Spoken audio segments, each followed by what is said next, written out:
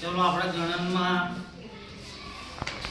ચડતો ક્રમ, ઉતરતો ક્રમ એવું આજે શીખવાનું છે, હે ને? આગળ આપણે શું શું શીખ્યા? સરવાળા, બાદબાકી, ગુણાકાર, ભાગાકાર, બરોબર? એના પહેલા શું શીખ્યા? આગળની સંખ્યા, પાછળની સંખ્યા, વચ્ચેની સંખ્યા. એના પહેલા શું શીખ્યા? આવો આ અને આનો ઉપયોગ કરો. એના પહેલા શું શીખ્યા? તો કે 1 થી 100 એકડા અંકોમાં અને શબ્દોમાં. એના પહેલા શું શીખ્યા? એકડો અંગ્રેજીમાં કેવી રીતે પાડવો, બગડો કેવી રીતે પાડવો, તગડો કેવી રીતે પાડવો, ચોગડો કેવી રીતે પાડવો, પાંચડો એવી રીતે 0 સુધી. કેવું? 0 સુધી. કેટલા સુધી?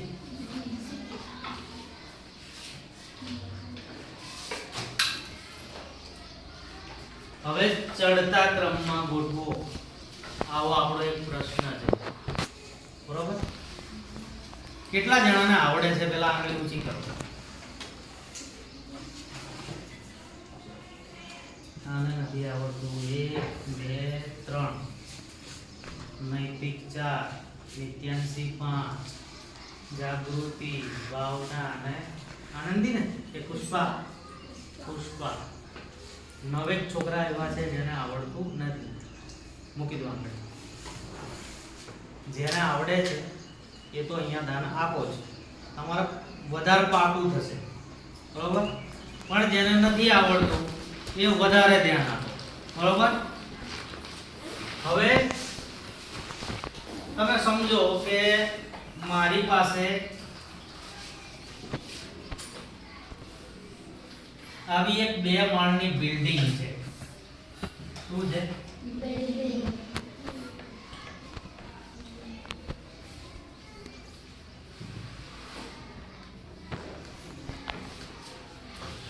હવે આપણે નીચેથી ઉપર આવીએ તો પગથિયા હોય છે ને, પણ આ બિલ્ડિંગમાં ચડવું હોય તો પગથિયા છે જ નહીં.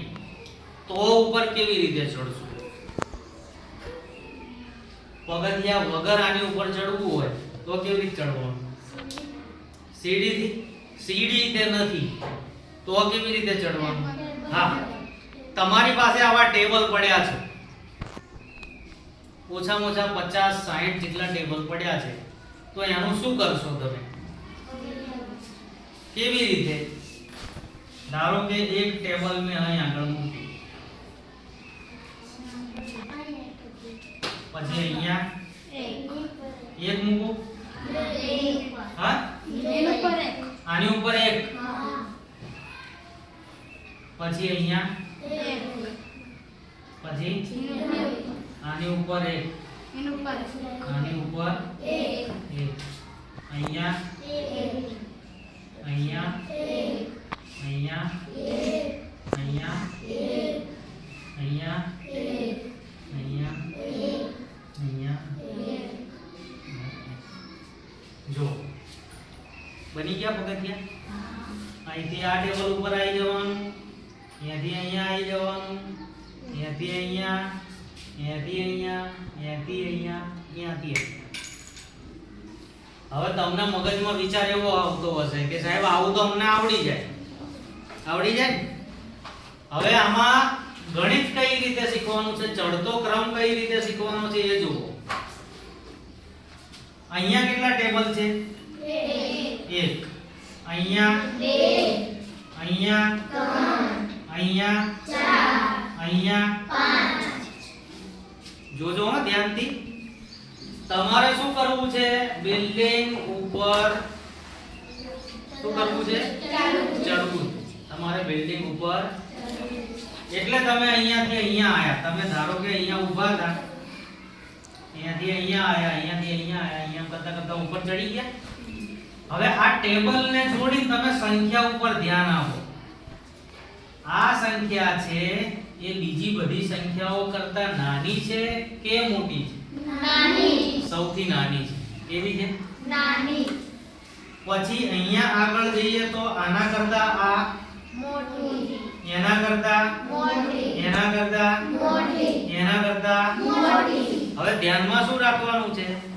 ધ્યાનમાં શું રાખશું કે જ્યારે આ બધી સંખ્યાઓ આપી હોય ત્યારે એ બધી સંખ્યાઓમાંથી ચડતા ક્રમમાં ગોઠવવાનું થાય ત્યારે સૌથી પહેલા સૌથી નાની સંખ્યા લેવી પડે. પડી ખબર? આ સંખ્યા 1 છે એ સૌથી નાની છે.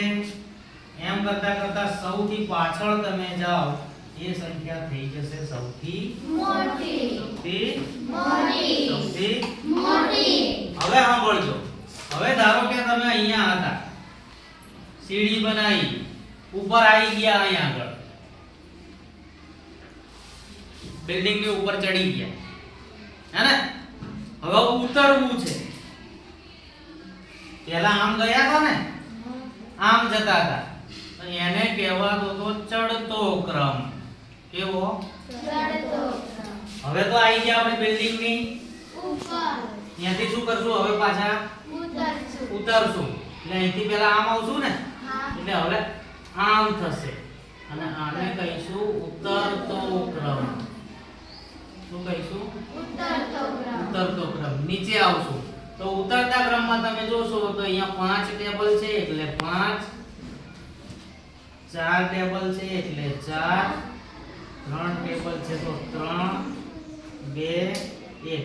ચડતો ક્રમ હતો ત્યારે આપણે આમ આવતા હતા, ઉતરતા ક્રમમાં આપણે આમ જઈશું. પડી ખબર? ઉતરતા ક્રમમાં જ્યારે તમારે ગોઠવવાનું થાય, સંખ્યાઓને જ્યારે ઉતરતા ક્રમમાં ગોઠવવાની થાય તો સૌથી મોટી સંખ્યા પહેલા લેવી પડે. પછી સૌથી નાની. નાની નહીં, એના કરતા નાની, પછી એના કરતા નાની, એના કરતા નાની, અને જે સૌથી નાની હોય તે. પડી ગઈ ખબર? ચલો ચડતો ક્રમ ગોઠવવો છે. ચડતો ક્રમ તો નાની સંખ્યા લઈશું કે મોટી? નાની. અને ઉતરતા ક્રમમાં મોટી. ચલો પહેલો દાખલો છે એ આપણે ગણીએ.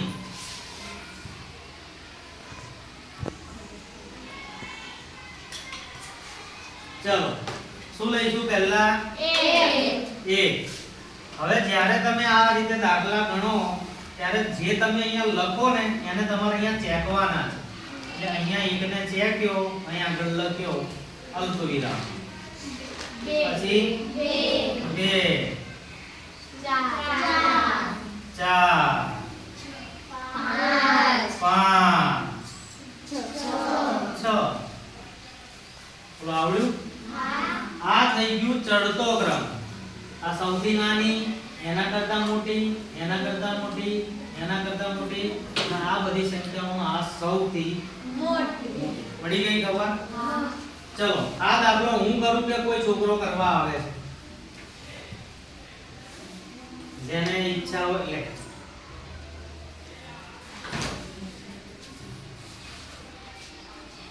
સરસ, અક્ષરો મસ્ત કાઢજે હો.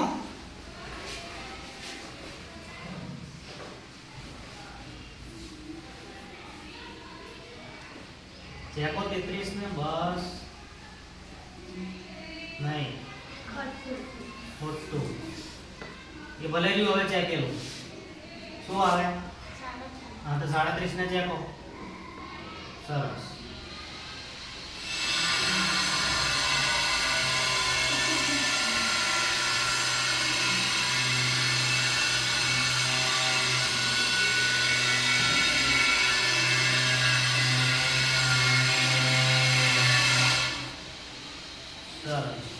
હવે આને જે ગણ્યું એ સાચું ગણ્યું? સાચું છે. આ ચડતા ક્રમમાં મનીષ, નિતેશ સાચું છે. આ 31 સૌથી નાના, એનાથી મોટા 33, એનાથી મોટા 37, એનાથી મોટા 45, એનાથી મોટા 48. આ ચેકવાનું કારણ એટલું જ છે, જ્યારે ઘણી બધી સંખ્યાઓ હોય અને તમે જો ચડતા ક્રમમાં ગોઠવશો તો એકાદી સંખ્યા ભૂલી ના જવાય, એટલે ચેકતું જવાનું. બરોબર? આ આપણી પ્રાઇવેટ પદ્ધતિ કહેવાય. આવું કઈ ચોપડીમાં લખેલું ના હોય કે તમે ચેકતા જજો, લખતા જજો, ચેકતા જજો, લખતા, એવું લખેલું ના હોય. પણ આ બુદ્ધિ આપણે દોડાવવાની. બરોબર? ચલો આ ત્રીજો જવાબ કોણ લખવા આવશે?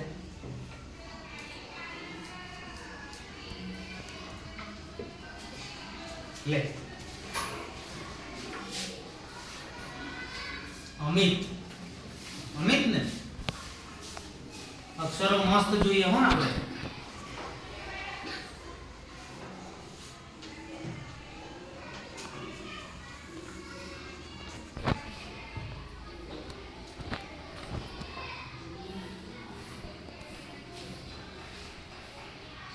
અલ્પવિરામ કરી અને છૂટી પાડવાની હો બેટા.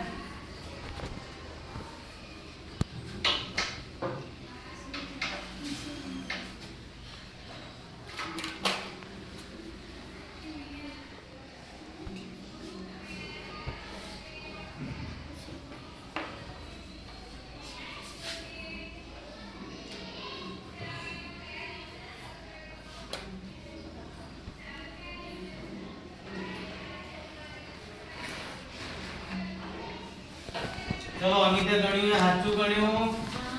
જોવો જોઈએ કોઈ સંખ્યા પહેલા તો બાકી રહેતી નથી, બધી ચેકાઈ ગઈ હે ને. 32 સૌથી નાના, એનાથી મોટા 41, એનાથી મોટા 43, એનાથી મોટા 56, એનાથી મોટા 58. આવડી ગયું બધાને? તો 3 બીજા દાખલા આપું છું, એ તમારે જાતે નોટમાં ગણી અને પછી મને બતાવવા આવવાનું છે. ફરી એક વખત સમજૂતી લઈ લેવી છે. સમજવું છે કે આવડી જશે? નહીં આવડે તો આપણે ફરી શીખશું, બરોબર? હવે આ તમારે જાતે કરવાના છે. 2 મિનિટ અવાજ ના કરશો.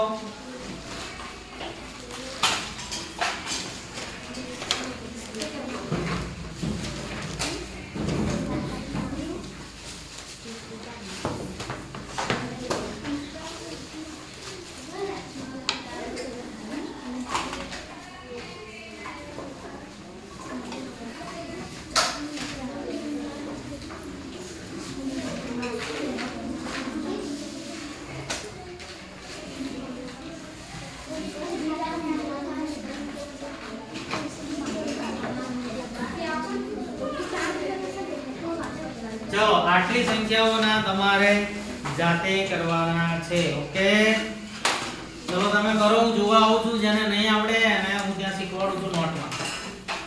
મોબાઈલ